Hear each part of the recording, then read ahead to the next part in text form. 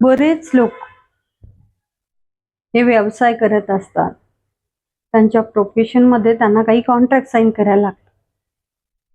पण हे कॉन्ट्रॅक्ट अगदी साधं सुध समजू नका हा. वरवर जरी आपल्याला काही गोष्टी साध्या वाटल्या किंवा कॉमन वाटल्या की हा एक बिझनेसचा पार्ट आहे की प्रत्येकाला हे कॉन्ट्रॅक्ट साइन करायला लागतं.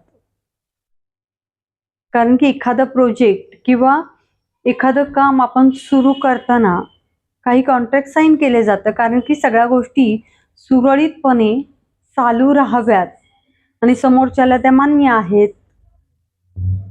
यासाठी कॉन्ट्रॅक्ट साइन केलं जातं. पण कधी कधी काय होतं ना, आपण ते कॉन्ट्रॅक्ट अगदी वरवरती वाचतो आणि सही करून रिकाम होतो.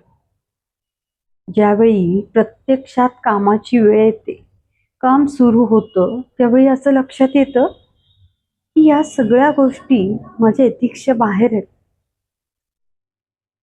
त्यावेळी मोठा संघर्ष निर्माण होतो की काय या सगळ्या गोष्टींचा आपल्याला मानसिक त्रास खूप होत असतो. पण आपल्या आजूबाजूच्या व्यक्तींना याची जाणीवही आपण होऊ देत नाही. हा त्रास सहन करत असतो, कारण की का आपण कॉन्ट्रॅक्ट साइन केलेलं असतं.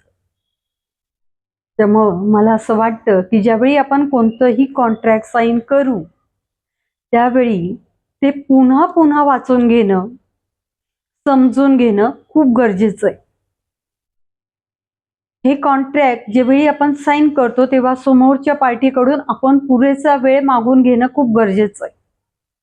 ज्यावेळी आपल्याला ते कॉन्ट्रॅक्ट मिळतं तेव्हा आपण आपल्या क्षेत्रातील अनुभवी लोकांशी या सगळ्या गोष्टी किंवा हे कॉन्ट्रॅक्ट डिस्कस करणं किंवा गरज पडल्यास एखाद्या वकिलाशी डिस्कस करून मगच सही करणं गरजेचं आहे.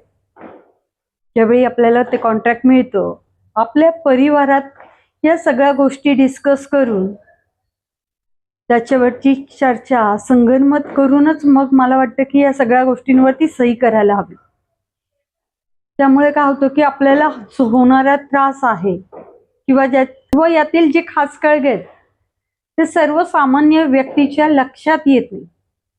वरवर दिसणारे हे शब्द किंवा ही वाक्य जरी साधी असली तरी त्याला कायदेशीररित्या एक सखोल अर्थ आहे, तो सामान्य व्यक्तीच्या लक्षात येत नाही.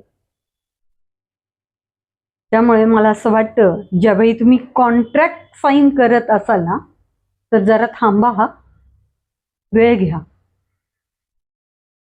बाजूच्या लोकांची डिस्कस करा, तुमच्या क्षेत्रातील अनुभवी लोकांची डिस्कस करा आणि मगच त्याच्यावरती साइन करा. थँक्यू.